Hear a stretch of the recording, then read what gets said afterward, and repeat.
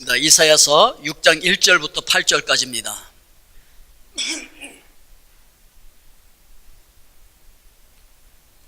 말씀을 교독하도록 하겠습니다. 제가 한 절 읽고 여러분들이 한 절 읽고 이렇게 하겠습니다. 우시아 왕이 죽던 해에 내가 본즉 주께서 높이 들린 보좌에 앉으셨는데 그의 옷자락은 성전에 가득하였고 사람들이 모여 섰는데 각기 6 날개가 있어 그들로는 자기의 얼굴을 가리었고 그들로는 자기의 발을 가리었고 그들로는 날며 서로 불러 이르되 거룩하다 거룩하다 거룩하다 만군의 여호와여 그의 영광이 온 땅에 충만하도다 하더라. 이와 같이 화답하는 자의 소리로 말미암아 문지방의 터가 요동하며 성전의 연기가 충만한지라. 그때 내가 말하되 화로다 나여 망하게 되었도다. 나는 입술이 부정한 사람이요 나는 입술이 부정한 백성 중에 거주하면서 만군의 여호와이신 왕을 배웠음이로다 하였더라. 그때 스랍 중에 하나가 부젓가락으로 제단에서 집은 바 핀 숯을 손에 가지고 내게로 날아와서 그것을 내 입술에 대며 이르되 보라 이것이 내 입에 닿았으니 내 악이 제하여졌고 내 죄가 사하여졌느니라 하더라. 내가 또 주의 목소리를 들으니 주께서 이르되 내가 누구를 보내며 누가 우리를 위하여 갈꼬 하시니 그때 내가 이르되 내가 여기 있나이다 나를 보내소서 하였더니 아멘. 기도하겠습니다. 은혜로우신 아버지 하나님, 존귀하신 말씀을 저희들 교독하였습니다. 말씀과 함께 성령님 우리 가운데 운행하여 주시옵소서. 예수 그리스도의 이름으로 기도하옵나이다. 아멘. 오늘 말씀의 제목은 누가 우리를 위하여 갈꼬 라고 하는 것입니다. 우리는 지금 불확실성의 시대에 살고 있죠. 국가 리더십의 부재로서 굉장히 혼란한 가운데 있어요. 오늘 말씀 보니까 우시아 왕이 죽던 해에 이렇게 나와 있잖아요. 우리 대한민국도 지금 리더십에 문제가 있고 과테말라도 리더십에 문제가 있어서 막 물러가라고 뭐 데모하고 또 조직폭력들은 막 그냥 보복 살인을 하고 정말 참 험악한 이런 세상 속에 지금 우리가 살고 있잖아요. 이 우시아 왕은 16살에 즉위를 해서 52년 동안 유대를 통치했어요.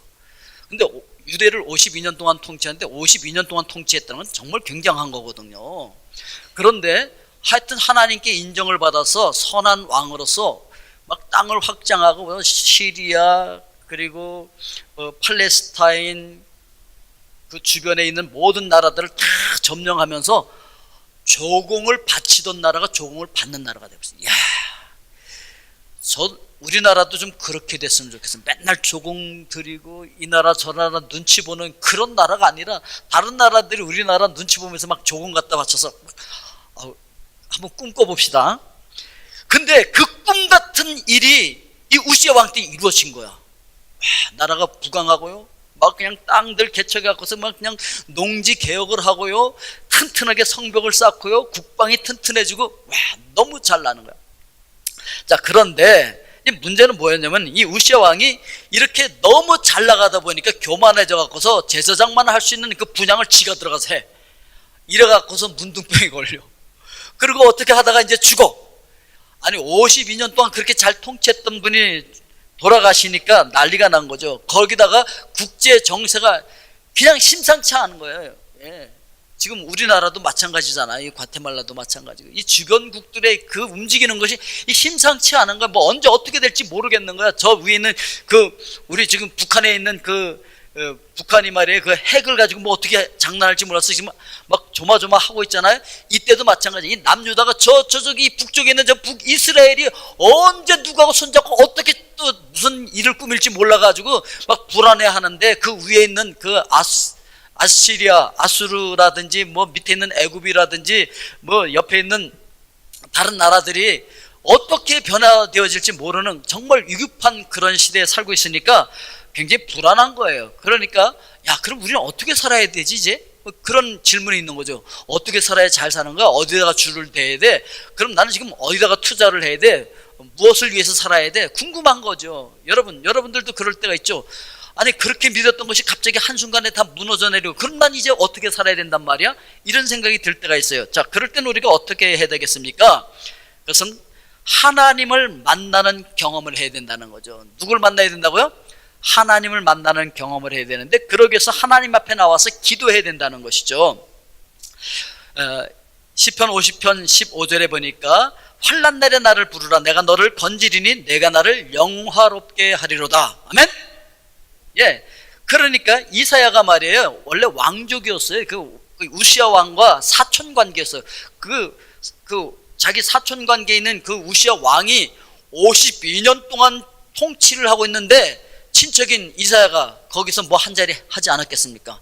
그런데 이 왕이 갑자기 죽어버린 거예요. 그러니까 지금 뭐 애국 청년 나라를 위해서 뭐 기도, 아니 그것도 해야 되지만 지금 우선 자기 발등에 불부터 꺼야 돼. 응? 지금 그렇게 믿고 의지하던 왕이 갑자기 사라졌어요. 지금 그 왕 밑에서 잘 먹고 잘 살고 잘 하던, 지금 내 발등에 불이 떨어졌다는 거죠. 그래서 지금 무거운 마음으로 하나님의 성전에 와서 기도하면서 하나님을 만나게 되었다라고 하는 것이죠. 예, 여러분, 우리도 힘들고 어려울 때 열심히 모일 수 있기를 바랍니다. 히브리서 10장 25절에 보니까 모이기를 패하는 어떤 사람들의 습관과 같이 하지 말라라고 말씀하고 있습니다. 우리 열심히 모입시다. 열심히 모여서 열심히 기도하자라고 하는 것이죠. 자, 이렇게 열심히 하나님 앞에 나와서 겸손하게 기도하고 하나님을 찬양하고 예배하는 이 이사야에게 하나님께서 만나 주셨단 말이죠. 그래서 살아계신 하나님을 인격적으로 우리도 만나야 된다라고 하는 것입니다. 여러분, 그 전까지 이사야가 여러 가지 성전 행사 때문에 성전에 들어왔었어요. 여러 가지 종교적인 그 행사 때문에 성전을 그동안 많이 드나들었었는데, 그동안은 살아계신 하나님을 한 번도 만난 적이 없었다는 것이죠. 많은 사람들이 그래요. 많은 사람들이 열심히 성전에 오고 기도도 하고 예배도 하고 찬양도 하는데, 그렇게 많이 교회를 다녔음에도 불구하고 실제로 살아계신 하나님을 인격적으로 개인적으로 만나는 경험이 없는 그런 사람들도 얼마든지 있을 수 있다는 것이죠. 근데 이 위기 상황 가운데서 하나님 앞에 와서 정말 간절히 부르짖어 기도하고 있는 이 이사야에게 하나님께서 만나 주시는 것이죠. 그래서 내가 본즉 주께서 높이 들린 보좌에 앉으셨는데, 그러니까 여러분, 하나님께서는 높이 이 세상을 초월해 계시는 하나님이시더라는 것이죠. 지금 이스라엘의 왕자가 비어있고 나라가 위태롭다라고 생각했었는데, 하나님께서 이 상황을 초월해서 높은 보좌에 앉으셔서 이 땅을 통치하고 계시더라 라고 하는 걸 지금 이사야에게 보여주고 있는 거예요. 그 옷자락이 성전에 가득하였다 라고 말씀하고 있는데, 이것은요, 하나님께서 여전히 이스라엘을 통치하고 계시다 라고 하는 것을 이야기하고 있는 것입니다. 여러분, 하나님은 이론적인 분이나 아니면 관념 속에 있는 그런 하나님이 아니에요. 하나님은요, 실제하시는 분입니다. 오늘 기도하실 때 말미에 살아계신 예수 그리스도의 이름으로 기도한다. 나 그 기도를 듣는 순간 가슴이 뭉클했어요. 여러분, 그렇습니다. 우리 하나님은 그냥 관념 속에 있는 분이 아니에요. 이론 속에 있는 분이 아니에요. 지금 살아계시는 하나님이신 줄로 믿습니다. 죽은 자를 살리시는 하나님이신 줄로 믿습니다. 병든 자를 치료하시는 능력의 하나님이신 줄로 믿습니다. 예.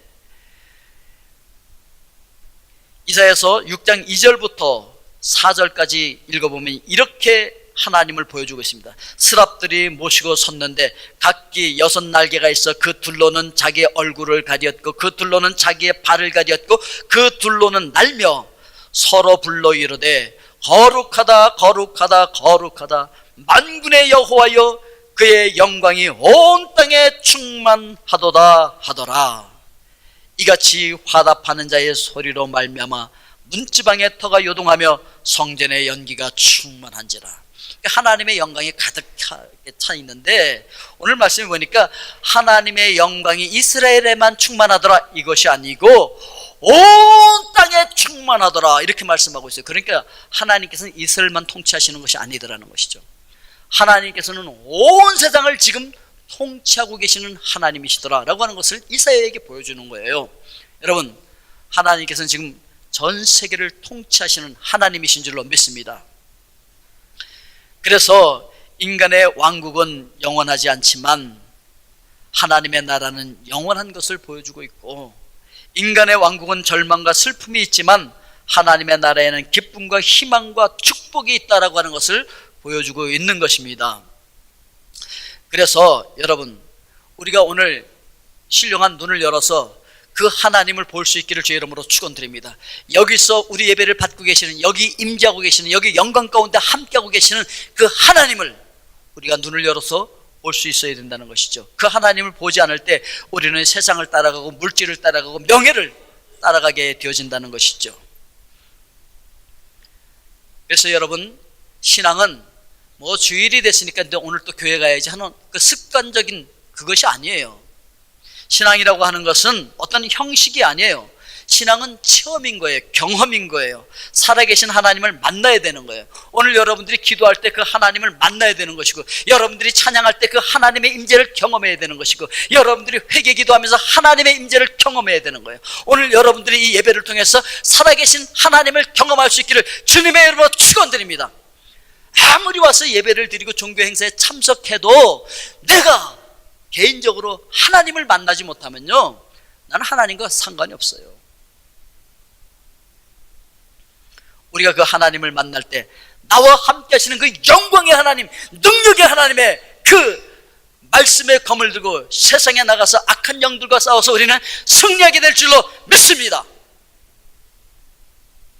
자, 그 하나님을 만났는데요, 이사야는 죄를 직면하게 되죠.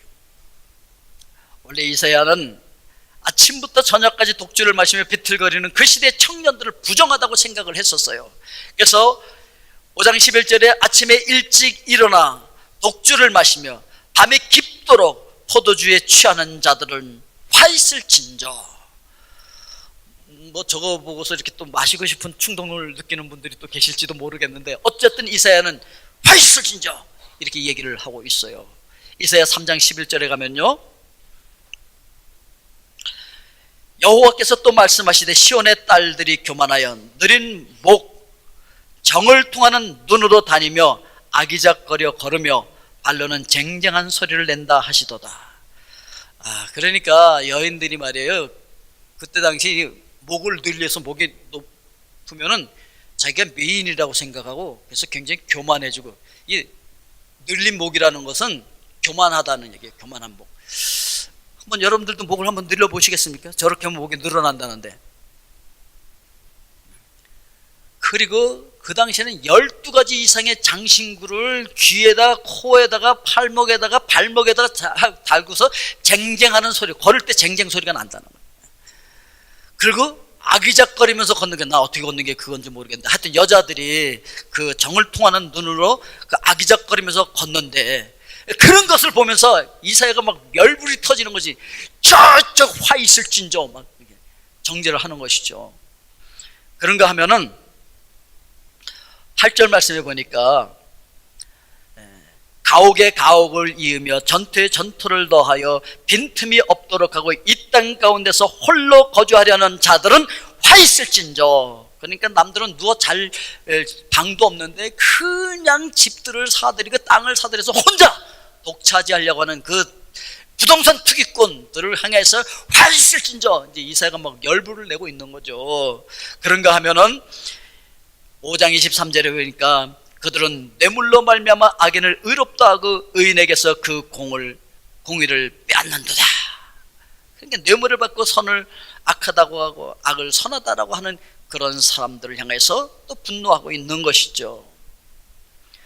이렇게 그냥 형제 자매를 향해서, 경제인들을 향해서 그따위로 살면 어떻게 하냐, 화 있을진저, 망할 거다 막 이러고서 이제 지적을 하고서 그 거룩하신 하나님을 턱 만나고 보니까, 오메, 내가 죽일 놈이라는 거예요. 내가 망할 자라는 거예요. 그래서 화로다 나여 망하게 되었도다. 예? 내가 바로 지옥에 갈 죄인이더라는 것이지. 내가 망하게 됐다는 것이지. 아니, 너무 기분 좋았었어요. 하나님의 능력, 하나님의 임재를 경험하고 그 능력을 가지고 악을 쳐부수고 저 죄 가운데 사는 자들을 다 그냥 가서 심판하고 막 이럴 기분에 들떠 있는데, 세상에 그 하나님의 능력으로 자기가 죽게 생긴 거예요.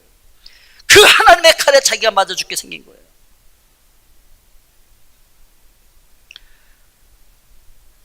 의인은 없나니 하나도 없다라고 성경은 이야기를 하고 있는데, 여러분 들었습니다. 특히 이사야가 깨달은 자기의 죄가 뭐였냐면 입술이 부정했다는 거예요. 5절 말씀에 나는 입술이 부정한 사람이요 나는 입술이 부정한 백성 중에 거주하면서 만군의 여호와이신 왕을 배웠음이로다. 입술이 부정했대. 입술이 부정했다는 건 뭐예요? 입만 열면은 너 그따위로 해서 넌 싹이 놀았다, 넌 망했다, 너는 화를 받을 것이다, 너는 지옥에 갈 것이다, 너는 가망이 없어, 너에게는 소망이 없어, 넌 안 돼, 넌 그래서 안 돼.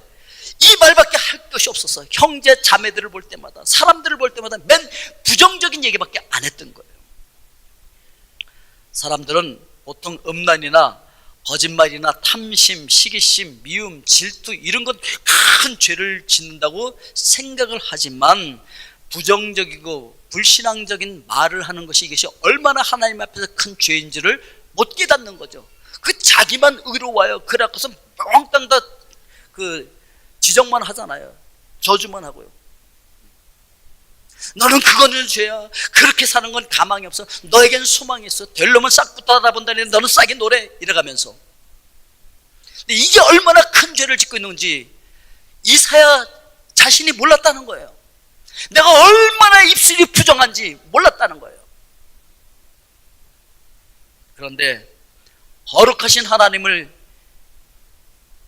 1대1로 만나보니까 내 입술이 부정하더라는 거예요. 내가 망할 죄인이더라는 거예요. 사실 사람들은요, 소망이 있어야 어려움도 참고 뭔가 좀 해보고 싶고 도전하고 싶고 그런 의욕과 열정이 일어나는 거 아니겠어요? 그런데 넌 해봐야 안 돼, 넌 글렀어, 이렇게 소망 없는 말을 하게 되어지면, 이런 부정적인 말을 하게 되면, 부정적인 말을 들으면요 좌절하고 절망하게 되잖아요. 사람들을 절망시키는 거죠.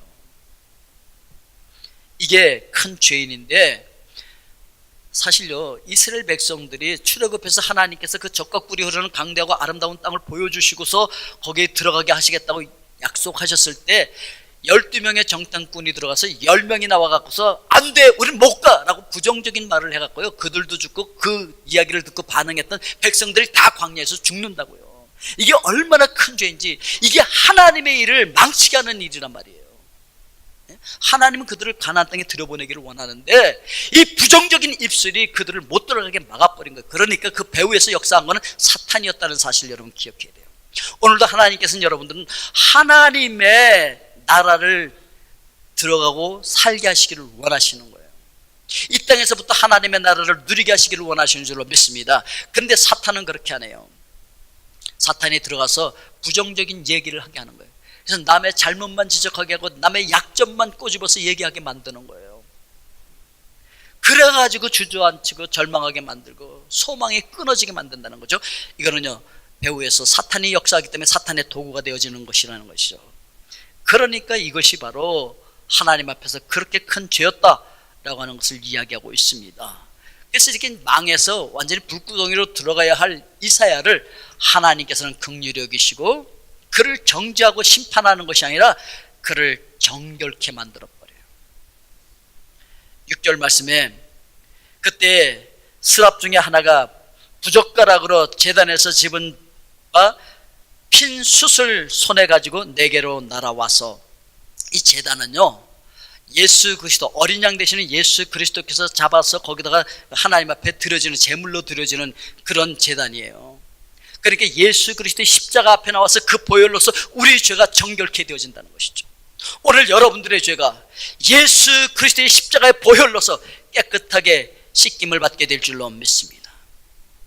그리고 예수 그리스도께서 약속해 주신 내가 보혜사 성령을 너에게 보내주리라, 그래서 그 약속을 믿고 기도하던 제자들에게 오순절 성령이 강력하게 임하시면서 그들이 거룩한 성화의 역사를 경험하면서 하나님의 능력을 경험하게 되었던 것처럼 오늘 여러분들에게도 하나님의 강력한 영의 역사가, 성령의 역사가 일어나서 성화의 역사가 일어날 수 있기를 주의 이름으로 축원드립니다. 그래서 우리가 하나님 앞에 나와야 됩니다. 그리고 하나님의 임재를 경험해야 됩니다. 하나님을 만나야 돼요. 그리고 하나님의 은혜로 우리 죄가 정결케 되어야 돼요. 오늘 예수 그리스도를 나의 구세주로 영접하신 여러분들은 여러분들의 모든 죄가 정결케 되어진 줄로 믿습니다. 자, 이렇게 되어지면 하나님 앞에 나와서 하나님을 경험하고 그 하나님의 은혜 가운데 우리가 정결케 되어지면 어떻게 되어지느냐? 주님의 음성을 듣고 반응할 수 있게 돼요. 하나님의 음성이 들리기 시작하는 거예요. 오늘 여러분 그 하나님의 음성을 들을 수 있길 주의 이름으로 축원드립니다. 아멘.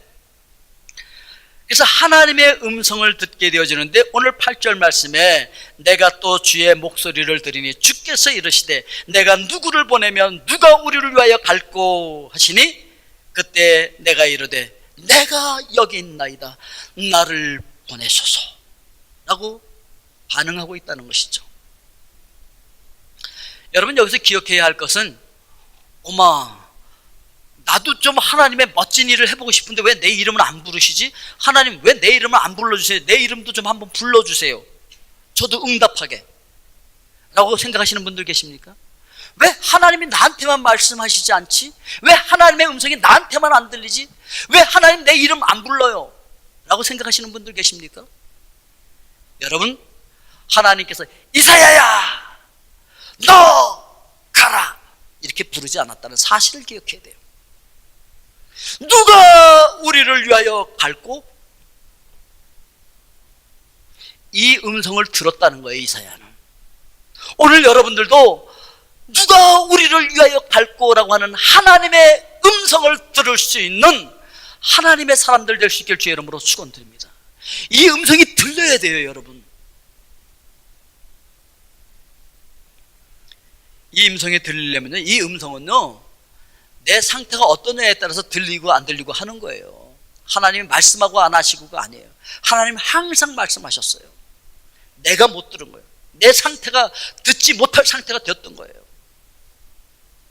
내가 하나님 앞에 나와서 기도하면서 그 하나님을 경험하고 하나님의 은혜 가운데 내 죄가 깨끗이 씻김을 받고 내 죄가 낱낱이 드러나서 그것이 정결케 되어지는 은혜를 경험한 사람들은 이 하나님의 음성이 들린단 말이에요. 그리고 하나님의 마음을 품게 되어지는 거예요. 하나님의 마음을 품. 너희 안에 이 마음을 품으라 곧 그리스도 예수의 마음, 그 하나님의 사랑의 마음이 마음속에 가득하게 일어나게 돼요. 그래서 이사야 선지자는 그 하나님의 마음을 품었어요. 이제부터는 하나님의 마음을 품고 그 마음속에서 나오는 말들이 달라졌어요. 이사야서 40장 31절에 오직 여호와를 앙망하는 자는 새 힘을 얻으리니 독수리가 날개치며 올라감 같을 것이요 다른 박질하여도 곤비하지 아니하겠고 걸어가도 피곤하지 아니하니로다. 아멘. 41장 10절에 보니까 두려워하지 말라 내가 너와 함께함이라 놀라지 말라 나는 내 하나님이 됨이라 내가 너를 굳세게 하리라 참으로 너를 도와주리라 참으로 나의 의로운 오른손으로 너를 붙들리라. 예. 53장 6절에 가니까 우리는 다 양 같아서 그릇 행하여 각기 제 길로 갔거늘 여호와께서는 우리 무리의 죄악을 그에게 담당시키셨도다. 하나님의 마음이 그대로 드러나고 있죠. 60장 1절에 보니까 일어나라 빛을 발하라 이는 내 빛이 이르렀고 여호와의 영광이 내 위에 임하였음이니라. 하나님의 마음을 알아서 하나님의 마음을 토해내고 있는 이사야를 우리가 만날 수가 있는 거예요. 오늘 여러분들도 이 하나님의 마음을 간직할 수 있길 주의 이름으로 축원드립니다. 그리고요 주님의 음성을 듣고 그 음성에 반응한다는 거죠. 이사야는요 지금 뭐 비행기 타고 어디 여행 가는 게 아니고 어디 유학 가는 게 아니었어요. 하나님의 메시지를 전하러 가는데 전쟁터로 가는 것과 똑같았어요. 예, 이사야가 아무리 외쳐도 듣는 사람들이 거의 없었어요. 그리고요 3년 동안 벌거벗고 맨발로 다니면서 외쳐야 됐어요. 완전히 미친 사람 되는 거예요. 예? 이사야 20장 3절에 보니까 여호와께서 이르되 나의 종 이사야가 3년 동안 벗은 몸과 벗은 발로 다니며 애국과 구스에 대하여 징조와 예표가 되었느니라. 이런 꼴이 되는 거예요. 이런 꼴. 벌거벗고 맨발로 걷는 사람들에게 멸시와 천대를 받는 그 모습, 그거 하러 가는 거예요. 가기 싫어도 할 수 없어. 이사야 너 가. 그게 아니었어요. 누가 우리를 위하여 갈고? 라고 할 때 이사야가 제가 가겠습니다. 제가 이러고 반응하고 있다는 것이죠. 영광의 길을 걷는 것이 아니었음에도 불구하고. 사도행전 1장 8절 말씀에 보면은 오직 성령이 너희에게 임하시면 너희가 권능을 받고 예루살렘과 온 유대와 사마리아와 땅 끝까지 이르러 내 증인이 되리라 하시니라. 오늘 여러분 하나님의 영이 여러분 가운데 임재하셨습니까? 여러분 성령 받으셨습니까? 하나님의 영이 여러분 안에 계십니까? 그러면 여러분들 땅 끝까지 가서 이 증인이 되게 돼 있다는 거예요. 누가 흑암과 사망의 땅 조선의 우리를 위하여 갈고 라고 하는 하나님의 음성에 반응했던 150여 년 전에 선교사들이 있었어요. 우리 그분들 중에서 몇 분만 우리 동영상으로 만나보도록 하겠습니다.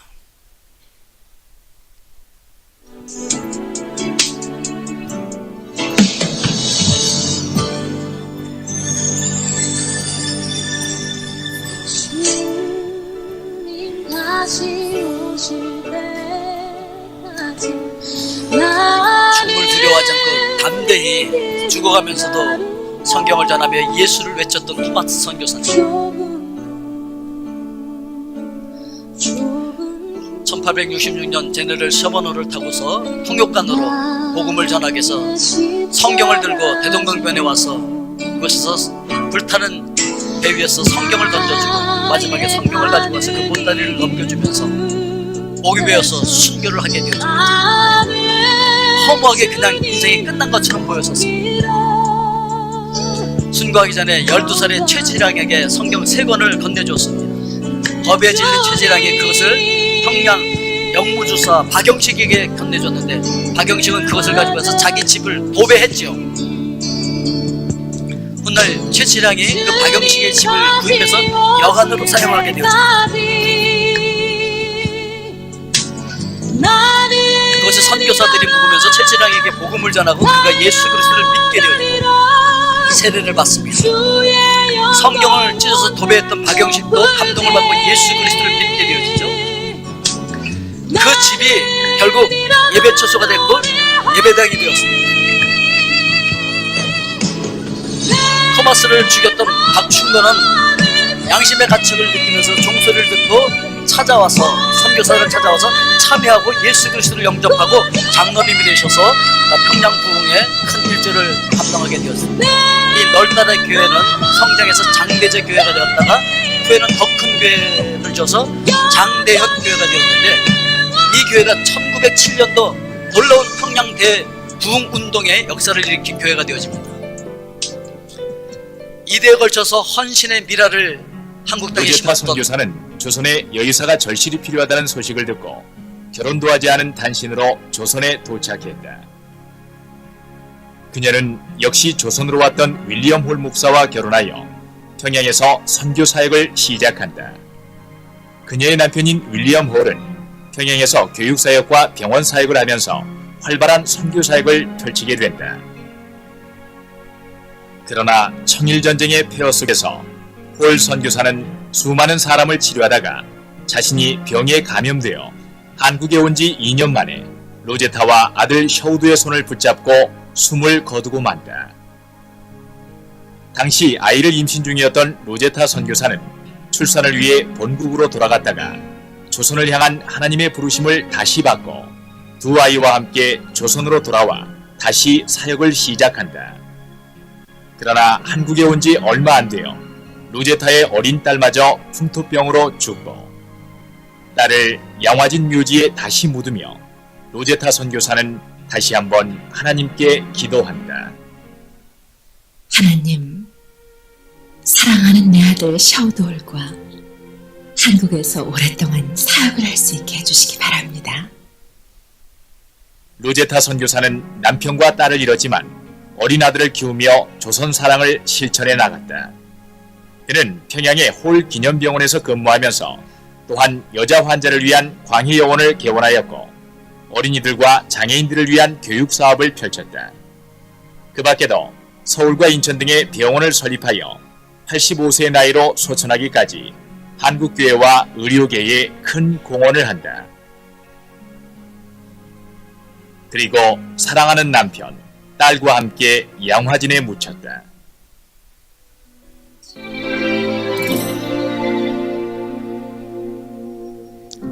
세상을 처녀 선교사 루비 캔들이 구원하기 위해 흘려야 할 그는 피가 좋은 의과대학을 나오고 필요해. 의사로서 미국에서 성공적인 인생을 살 수 있었지만 죄인은 누가 우리를 위해서 조선에 갈 거라고 하는 하나님의 음성에 희생의 응답했습니다. 제물 필요하시다면 그 당시에 한국의 위생 상태가 어땠는지 여러분 기억하시죠? 재단 위에 25의 젊은 나이에 하나님의 부르심을 받고 위해 사용하소서. 조선 땅을 밟았던 루비 캔들이 생명 낳고 8개월간 한국에 있으면서 언어를 배우다가 하나님의 부르심을 받았습니다. 한 것이 별로 없어 보였어요. 그렇지만 그녀는 어떻게 크리스찬들이 죽는 것인지를 우리에게 보여주었습니다. 주의 말씀 믿으며 하나님의 일할 되어 그녀가 보낸 편지가 유언이 되어버렸습니다. 그래서 그 편지를 받았던 텍사스의 청년들 20명이 한국으로 몰려왔어요. 복음을 전하다 한국 땅에 미치고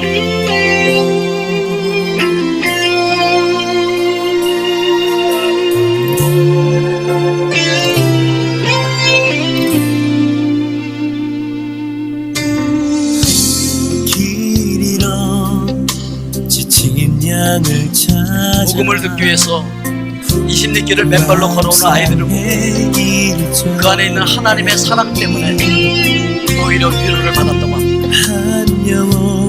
그러나 한편에서는 탄압이 점점 심해져가고 있었습니다.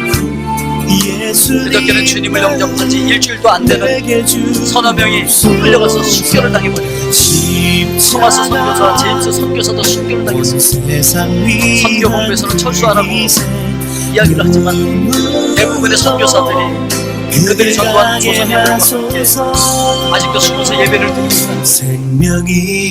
그들 모두가 순교할 작정이며 오늘 밤은 유난히 내 고향으로 돌아가고 싶습니다. 외국인들을 죽인다고 기독교를 증오한다고 하는 이야기를 듣고 무대에서 저를 끝까지 맞았던 어머니의 얼굴이 지금 제 눈앞에 아버지, 어머니 어쩌면 이 편지가 마지막일 수도 있습니다. 제가 이곳에 오기 전 뒷뜰에 심었던 하나님의 씨앗을 이제 내년에 오면 온 동네를 꽃으로 수정하겠죠. 그리고 또 다른 씨앗을 만들어내겠죠. 저는 이곳에 작은 씨앗이 되기로 결심했습니다. 제가 씨앗이 되어 이 땅에 묻히게 되면 아마 하나님의 시간이 되면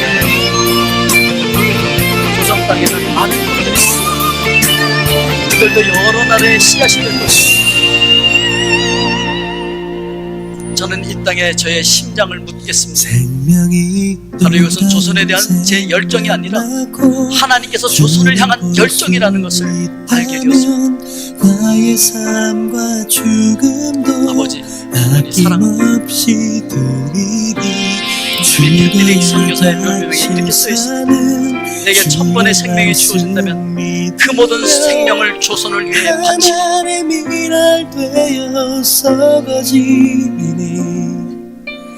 예수님처럼 수많은 선교사들의 조선 땅에 와서 주고 그의 자녀들이 양화되어 수없이 그리고 그 열매들을 지금 우리는 누리고 있습니다. 이제 우리도 잊혀진 사람들에게 가서 미랄로 썩어질 때가 되었다는 것이죠.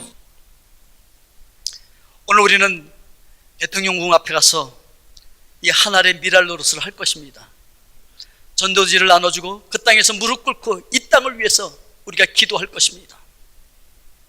우리가 가서 말도 잘 통하지 않는데 우리가 건네주는 전도지 한 장이 무슨 의미가 있겠느냐고 혹시 그렇게 생각되시는 분들 계십니까? 내가 가봤자 할 일도 없다고 생각되시는 분들 계십니까? 그래서 우리가 지난번에 한번 봤던 동영상을 다시 한번 우리가 보기를 원합니다.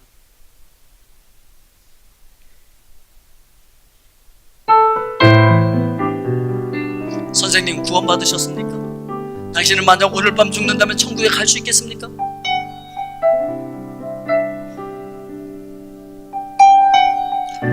호주 시드니 조지가에서 이 세 마디와 전도지 한 장으로서 40년간 전도한 노인의 실화가 있습니다. 이 노인은 젊은 날 주님께 서원한 대로 같은 시간 같은 장소에서 하루도 빠짐없이 전도를 했습니다. 그러나 단 한 번도 당신을 통해서 주님을 영접했어요 라는 말을 듣지 못합니다. 노인이 된 그는 자신의 삶이 열매 없는 열심이었노라고 회상을 합니다.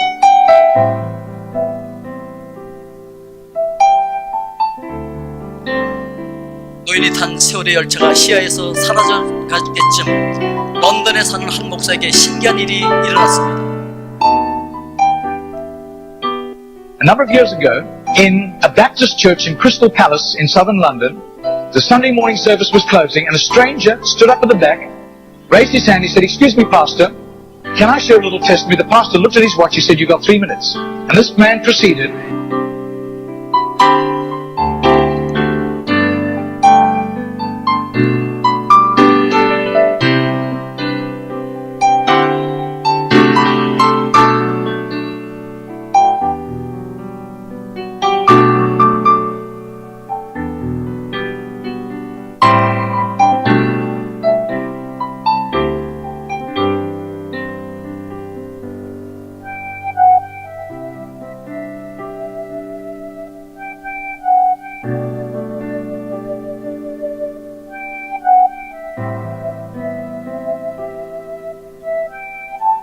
This London preacher flew back to the UK and was speaking at the Keswick Convention in the Lake District. And he threw in these 3 testimonies. At the close of his teaching session, 4 elderly pastors came up and said, "We got saved between 25 and 35 years ago, respectively, through that little man on George Street giving us a tract and asking us that question."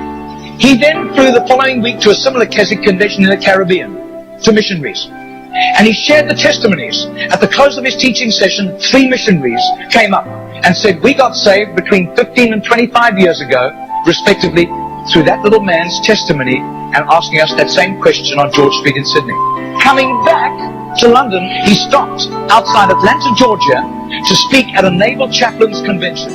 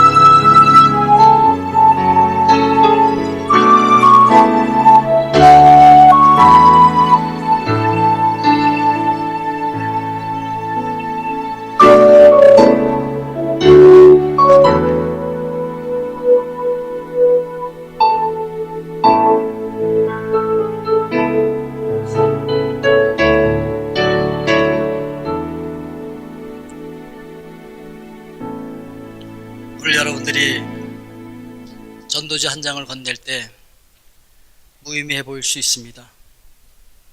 여러분들이 누군가의 영혼을 위해서 기도해 줄 때 이 기도가 응답될까 의심이 갈 수도 있어요. 제너처럼 한 번도 내 복음 증거를 통해서 당신 때문에 내가 예수를 믿게 되었어요 라고 고백을 듣지 못했다 할지라도 여러분들이 전해준 그 전도지 한 장이 성령님의 역사로 말미암아 죽어가는 영혼을 구원하게 된다는 사실을 기억하시고, 이 땅에서 누가 알아주지 않는다 할지라도, 의미 없어 보인다 할지라도 성령님을 믿으면서 오늘 선교에 동참하셔서 의미 있는 응답하는 여러분들 될 수 있길 주의 이름으로 축원드립니다. 기도하겠습니다.